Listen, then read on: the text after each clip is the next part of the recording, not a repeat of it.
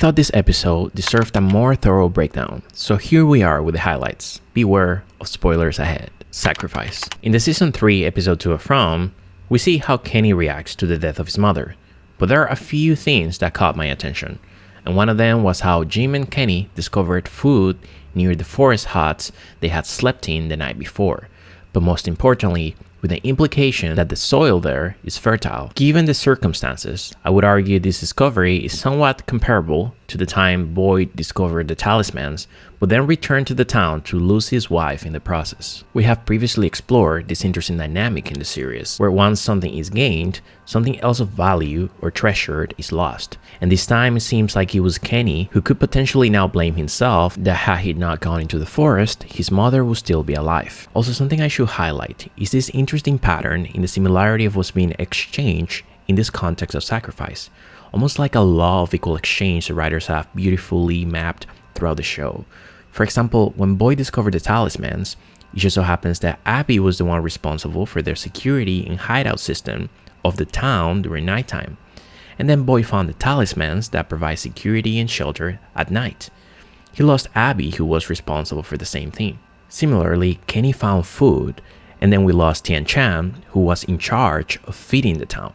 I also have to give a shout out to the actor that plays Kenny for a very great performance, not only in this episode, but historically throughout the show. Another interesting choice of language in this episode was Kenny referencing how his mother will tell him that she used to always say, no matter how bad it gets, we'll never have this day again. Which I interpreted as every day being temporary and one of a kind, and the importance of treasuring moments. Which then reminded me of the theme we've previously seen in the show about trapping time or moments in a bottle. The poem at the diner about forever being composed of nows. Ethan having said that they didn't spend as much time together as a family when they were in the real world. And finally, what Victor's father said about the last memory or thing he has said to his children being, clean your room or turn off the TV. You never know when you're going to lose somebody. And at the end of the day, it is people who are the most valuable. But oftentimes we prioritize the pursuit of some resource or goal, which we then justify as being in the benefit of everybody, telling ourselves that eventually we will spend time with those we love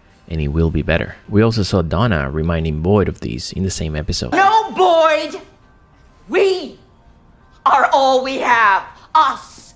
These people, this family, that is all we've got, and now we've got one left. Broken threads, twisted games. We also saw that the monsters allowed Boyd to survive and just watch, so they could see if he would break, almost as if to teach him helplessness, since he couldn't have possibly done anything to save Tian Chan. There's always this experimental tint to everything that happens in the town, as if people are unwillingly participating in some form of twisted study. And I suspect that the reason they left Boyd alive may have also been to sow distrust in the people of the town, since it might be hard for people to wrap their heads around why Boyd was left unharmed by the monsters, which then fits back into the growing self-doubt Boyd has, further breaking him and everyone around him, and the threats that connected them.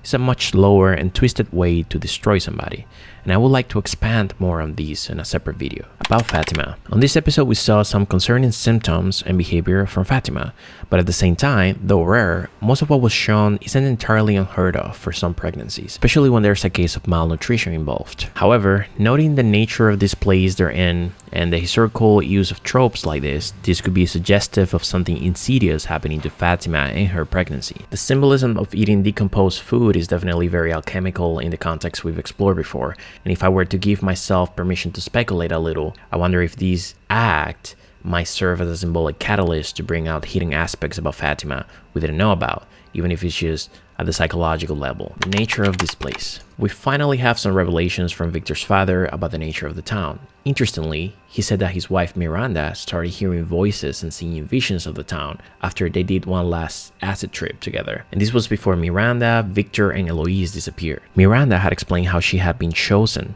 to save the children in the tower, just like Tabitha now seems to be the chosen one. And on that note, in one of my previous videos, I had mentioned how I thought that this was just an allegory about rescuing our inner children, and not necessarily a single reference for rescuing literal children trapped inside of a tower. Having the context of psychedelics here, which are known to help temporarily dissolve or undo the story-like illusion of self, of who we think we are, a topic we have also previously explored, also makes sense here. So we know there's also a theme of identity in the show that we should keep in our minds.